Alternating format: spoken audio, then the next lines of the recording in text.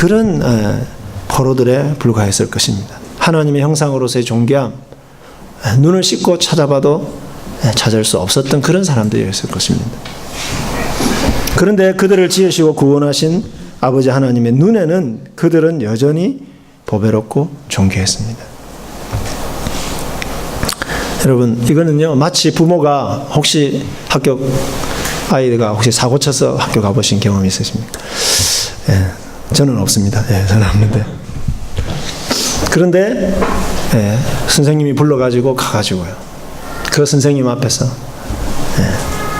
우리 아이가 사고 쳐서 미안합니다. 그렇지만 이 아이는 내 아들이고요, 여전히 나에게 보배롭고 존귀한 내 아이입니다.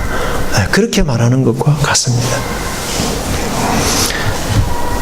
포로로 잡혀가 있는 그 이스라엘 백성들을 다시 하나님의 존귀하고 보배로운 백성으로 회복시키기 위해서라면 세상 모든 것들을 내가 다 희생해서라도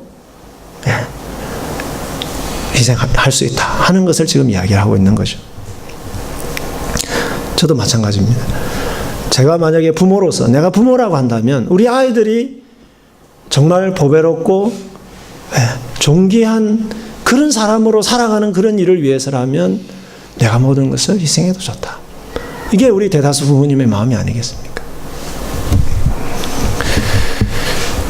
심지어 하나님은 당신 자신까지 내어주실 준비를 하고 계셨습니다. 이런 조건 없는 하나님의 사랑, 말할 수 없는 하나님의 은혜죠.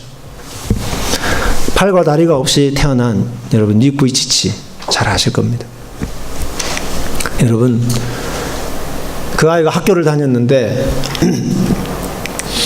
학교 친구들 눈에 닉부이치치가 보배롭고 존귀하게 보였겠습니까? 자기들이 다 있는 팔, 다리도 없고, 그죠? 발가락 그냥 2개, 그거밖에 없는데. 그래서 놀렸습니다. 보배롭고 존귀하게 보이지 않아서 무시해도 좋을 것 같아서 아이들이 막 놀렸습니다. 얼마나 아이가 상처를 받았겠습니까? 죽고 싶었죠. 나 같은 것이 살아서 뭐해? 여러분, 그런 생각 안 들었겠습니까? 그래서 욕조에 물을 받아놓고 자기가 고개를 탁 엎어가지고 고개 안 들면 이제 죽는 거다, 자기는. 그 어린 마음이에요. 어린 마음. 8살 때 죽고 싶어가지고. 그런데 그 부모님이 목사님 가정이었는데요, 아이가 어릴 때부터 계속 예수 사랑하심은 거룩하신 말일세, 날 사랑하심, 날 사랑하심. 물론 부모님들이 얼마나 사랑을 많이 해주었겠습니까? 그런데 하나님이 그 아이를 사랑한다라고 하는 것을 계속 찬양을 불러준 거예요. 계속 매일매일 날 사랑하심, 날 사랑하심 계속 불러준 거예요. 어느 날 그 아이가 그 노래 가사의 의미를 깨달은 거죠. 하나님이 나를 사랑하신다. 그 말은 뭘까요?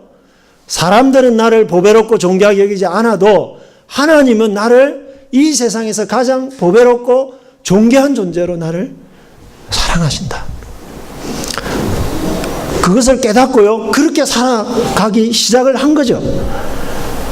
그랬을 때 어떻게 됐습니까? 그 모든 것은 아니지만 그 많은 장애를 극복할 수 있었고, 오히려 장애를 갖고 있지 않은 사람들에게 소망을 주고 희망을 주었던 것이죠.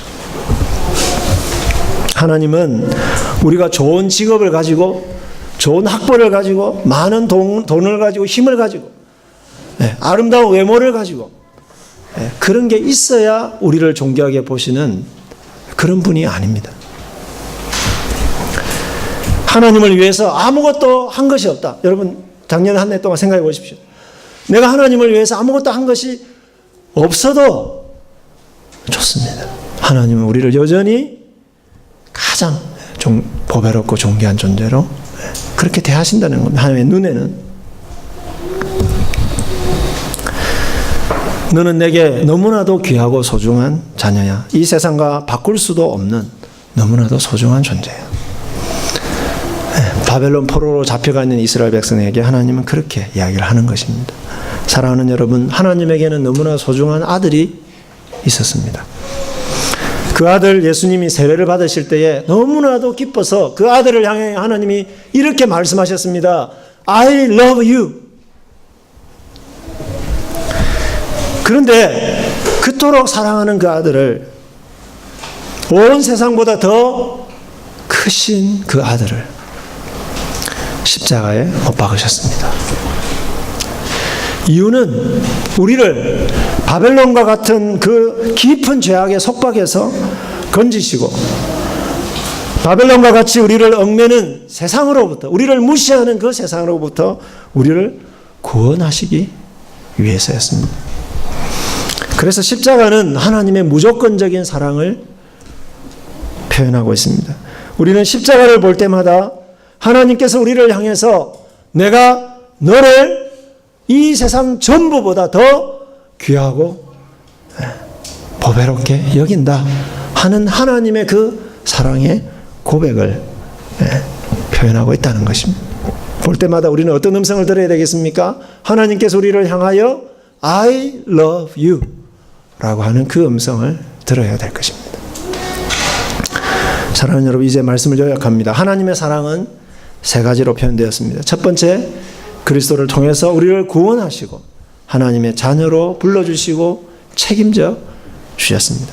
두 번째는 우리가 하나님 나라로 가는 여정에서 아무리 힘든 상황이 있어도 우리와 함께 하셔서 그 고난을 이기게 하시는 사랑입니다.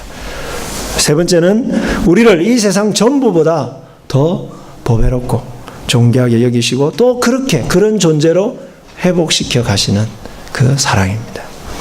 사랑하는 여러분, 새해를 출발하며 하나님의 사랑을, 이 사랑을 붙드시기를 축복합니다.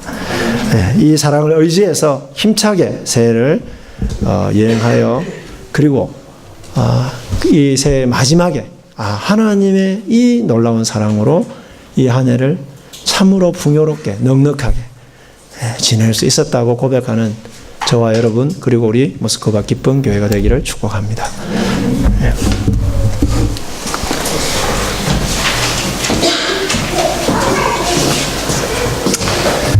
말씀 생각하면서 같이 찬양할까요?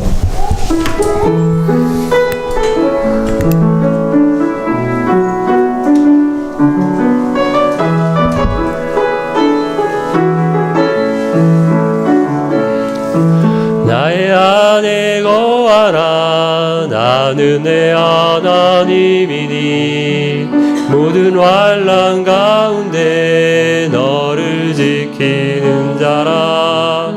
두려워하지 말라. 내가 널 도와주리니